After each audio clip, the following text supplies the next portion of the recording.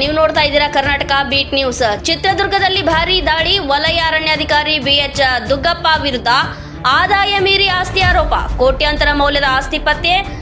ಆದಾಯಕ್ಕೆ ಮೀರಿ ಆಸ್ತಿ ಸಂಪಾದನೆ ಆರೋಪದ ಹಿನ್ನೆಲೆಯಲ್ಲಿ ವಲಯ ಅರಣ್ಯಾಧಿಕಾರಿ BH ದುಗ್ಗಪ್ಪ ಅವರಿಗೆ ಸೇರಿದ ನಿವಾಸ, ಕಚೇರಿ ಸೇರಿದಂತೆ ಒಟ್ಟು 3 ಸ್ಥಳಗಳ ಮೇಲೆ ತನಿಖಾ ಅಧಿಕಾರಿಗಳು ಏಕಕಾಲದಲ್ಲಿ ದಾಳಿಯನ್ನು ನಡೆಸಿದ್ದಾರೆ. ಬೆಳಗ್ಗೆಯಿಂದಲೇ ನಡೆದ ಶೋಧ ಕಾರ್ಯಾಚರಣೆಯಲ್ಲಿ ಕೋಟ್ಯಾಂತರ ರೂಪಾಯಿ ಮೌಲ್ಯದ ಸ್ಥಿರ ಹಾಗೂ ಚರಾಸ್ತಿಗಳ ಪತ್ತೆಯಾಗಿರುವುದು ಪ್ರಕರಣಕ್ಕೆ ಹೊಸ ತಿರುವನ್ನು ನೀಡಿದೆ.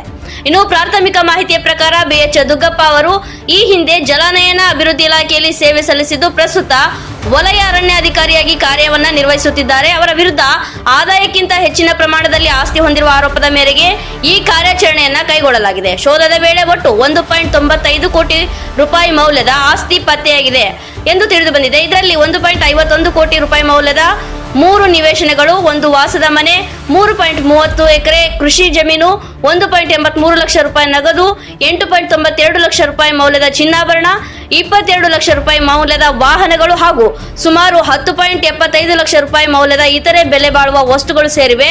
ದಾಳಿಯ ವೇಳೆ ಅಧಿಕಾರಿಗಳು ಆಸ್ತಿ ದಾಖಲೆಗಳು, ಬ್ಯಾಂಕ್ ವ್ಯವಹಾರಗಳ ಮಾಹಿತಿ ಹಾಗೂ ಇತರೆ ಮಹತ್ವದ ದಾಖಲೆಗಳನ್ನು ಪರಿಶೀಲನೆಗಾಗಿ ವಶಕ್ಕೆ ಪಡೆದಿದ್ದಾರೆ.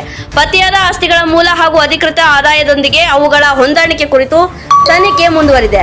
ಇನ್ನು ಈ ದಾಳಿಯಲ್ಲಿ ಸುದ್ದಿ ಹೊರಬಿದ್ದ ತಕ್ಷಣ ಜಿಲ್ಲೆಯ ಆಡಳಿತ ವಲಯದಲ್ಲಿ ತೀವ್ರ ಚರ್ಚೆಗೆ ಕಾರಣವಾಗಿದ್ದು, ಸಾರ್ವಜನಿಕರ ಗಮನವು ಈ ಪ್ರಕರಣದತ್ತ ಸೆಳೆದಿದೆ. ತನಿಖೆ ಪೂರ್ಣಗೊಂಡ ಬಳಿಕ ಆರೋಪಿಗಳಿಗೆ ಸಂಬಂಧಿಸಿದಂತೆ ಕಾನೂನು ಪ್ರಕಾರ ಮುಂದಿನ ಕ್ರಮ ಕೈಗೊಳ್ಳುವ ಸಾಧ್ಯತೆ ಇದೆ. ಕ್ಷಣ ಕ್ಷಣದ ಸುದ್ದಿಗಾಗಿ ನೋಡ್ತಾ ಇರಿ ಕರ್ನಾಟಕ ಬೀಟ್ ನ್ಯೂಸ್.